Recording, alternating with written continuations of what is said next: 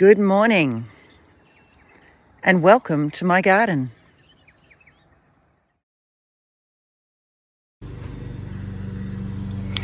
Today I cash in on my deep litter in my chook's pen.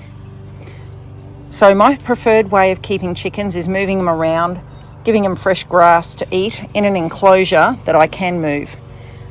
Unfortunately with the hills here that's a little bit tricky, so my next favourite way of keeping chickens is a permanent pen on deep litter. Now you can see the bottom of my chicken's pen here. I have a lot of grass clippings. So every time we mow, I make sure I add some grass clippings.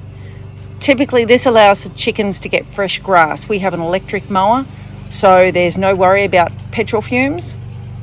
They really enjoy eating the grass clippings that gets dumped in there. And then they tend to dig through it and find all the yummy bits, all the clover and all the insects that caught up with the mowing. And they enjoy having a good dig through that. The effect is that their manure is buried. It's hidden, they're no longer walking in it, and it becomes decomposed deeper down in the mulch. Deeper down in the mulch is exactly where the insects live, and they enjoy digging it up further. The insects help to decompose the manure and the vegetable scraps from the kitchen, and the chickens will dig through that, and then they'll in turn eat the insects that they find. I believe it's probably the healthiest way to keep chickens when you've got to lock them up. The benefit of this is effectively they keep my compost bin for me.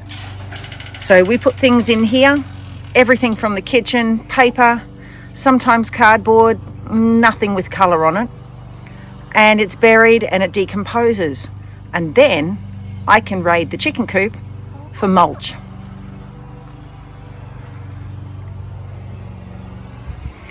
So this stuff at the back here is oldest. We tend to drop the grass clippings here when we bring it in and the scraps. So then they will dig it and flick it around and it'll go at the back here and under here. And so that's where I'm going to take my mulch from. Next time we mow, we'll drop it here again and they'll dig through it and flick it around, mixing their manure and any of the scraps that they don't eat, and it becomes a very valuable source of compost for my garden. I've turned over 2 fork loads from this hole and placed them out here, and already Frolly's been having a dig through it and finding insects from down there. She might find some vegetable matter from the kitchen that was partially composted, and she really enjoys digging through this. Actually, currently she's waiting for me to do the digging, which is typical. She will dig with much energy until I come in to do the work, and she'll hang around and wait for me to do the work. Nugget, on the other hand, is going to fill my hole and spread it all on the concrete out there. So I have a full barrel now, and I've hardly made a dent here underneath their feed platform. And they're already really enjoying digging around, seeing what they can find.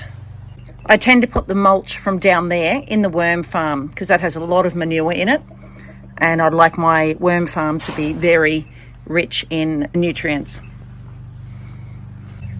You can see the compost is a lot more decomposed where she's standing. It's been under several layers. It often gets rain coming in here from the south, so it gets moist, which allows it to rot a little bit more. This compost has really only been here for maybe 20 weeks. So it hasn't decomposed that much. Well, guess what? Our young girl has just laid her first egg. This is BeeDee. BeeDee was daughter of Moustache. Can you hear her? She's laid, hasn't she?